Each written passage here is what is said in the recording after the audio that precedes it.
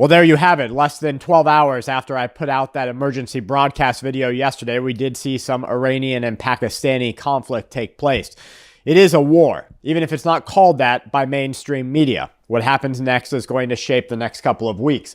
This is also what's happening next. NATO has now announced a months-long exercise that's going to include 90,000 troops. This is the largest military exercise of NATO, and they're saying that these 90,000 troops is a testing of the allies and their ability to remain prepared and to remain ready over months in which they will engage in conflicts with adversaries like Russia. They call it Steadfast Defender 2024. Now, the first thing I'm going to say about that is this isn't the first Steadfast Defender exercise they've had. Instead, this is the largest, the most troop movement, and there's an expectation among military strategists that this will be used to position NATO forces against Russia and against China and get ready for the official conflict to take place. Now, it's going to run into late May. It's going to involve units from 31 NATO countries, as well as their candidate members.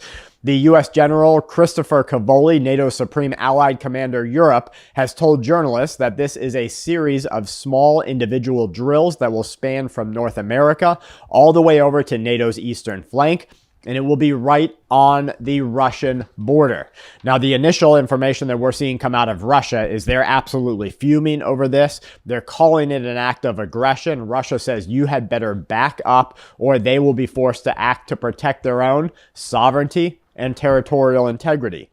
It is going to include over 50 large naval vessels, 80 aircraft, over 1,000 combat vehicles. It's the largest since the 1988 Reforger drill that took place during the Cold War.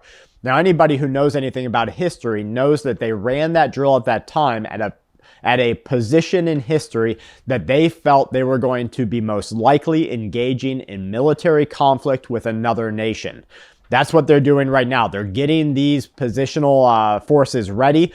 They know that Russia at any moment could push past Ukraine. They know China at any moment could move to take Taiwan.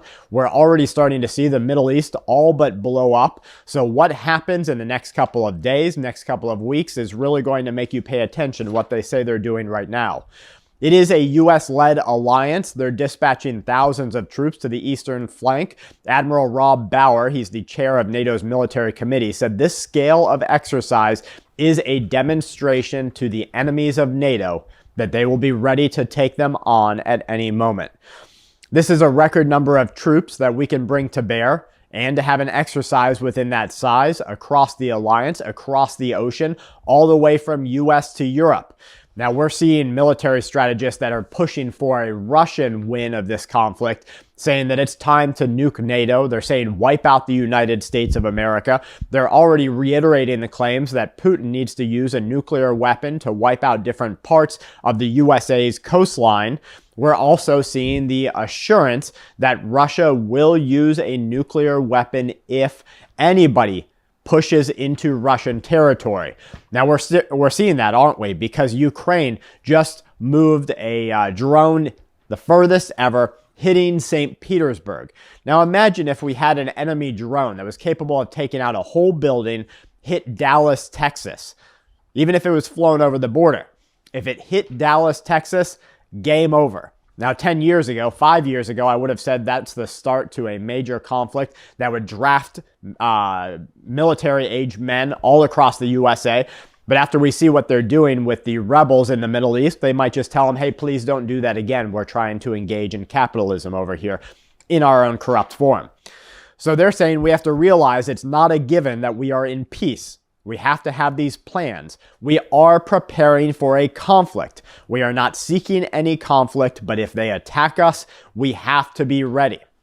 Now, guys, this is no different than the idea of preparedness. Always prepared, never scared. You don't think something bad's going to happen, you put on your seatbelt. You don't think the house is going to burn down, you have a fire extinguisher. You don't think you're going to have any issues, you have backup plans. They're telling their militaries to be ready. The government isn't telling you to be ready, except Sweden is. Other European nations are. China told their citizens to be ready for war. Iran's telling their citizens to get ready for war. Israel is handing out weapons to their citizens. But here in the USA, they're like, nah, it's fine, bro. We're good. Just worry about the election process, worry about the politics, and don't get me wrong, there's a lot of problems there. But they're pointing your diversion over here so that you don't pay attention to the fact that maybe we need to slow down our own consideration of the future and get as ready as we can be. So the senior NATO commander said that Russia's land forces are severely degraded. The Navy and Air Force remain considerably